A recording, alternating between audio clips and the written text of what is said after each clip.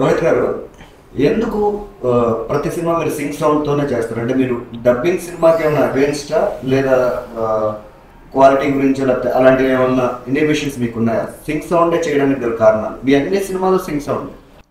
అది అంటే మేము పనిచేసేది అంటే చాలా ట్రైన్డ్ యాక్టర్స్తో కూడా పనిచేసాం. అలా కాకుండా లాట్ ఆఫ్ అదే న్యూ యాక్టర్స్ ఆర్ నాన్ యాక్టర్స్తో పనిచేస్తాం. Sound is half the performance ఇలా. అండ్ మేము చేసేవాటిలో కూడా కాన్వర్జేషన్ రియలిస్టిక్గా ఉండాలి.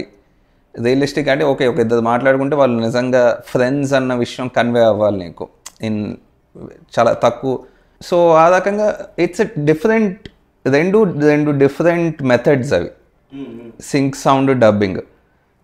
ఒక్కసారి దీనికి అలవాటు పడ్డాక అసలు దాని అప్రోచే డిఫరెంట్ ఉంటుంది. డబ్బింగ్ సినిమా నువ్వు కంపోజ్ చేసే షార్ట్ లెంత్లు, కట్ పాయింట్లు అన్నీ మారిపోతాయి మొత్తం. అంటే ఏమంటారు, క్రికెట్కి ఫుట్బాల్కి ఉన్నంత తేడా ఉంటుంది.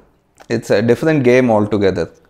సో ఆ రకంగా ఇట్స్ అండ్ లైవ్ ప్రాంప్టింగ్ ఉంటుంది డబ్బింగ్ అంటే. ఎవరినో ఒక అసిస్టెంట్ డైరెక్టర్ ఎవరో స్క్రిప్ట్ పట్టుకుని చెప్పడం.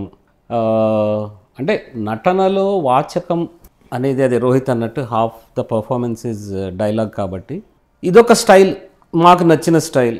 చాలా కష్టం మనకి సింక్ సౌండ్ అనేది, ఎస్పెషల్లీ గెరిల్లా షూట్స్లో నువ్వు ఎవరిని కంట్రోల్ చేయలేవు. కానీ దిస్ లాట్ ఆఫ్ ఫన్. అలా చేయగలగడం ఇట్ ఫీల్స్ లైక్ అచీవ్మెంట్.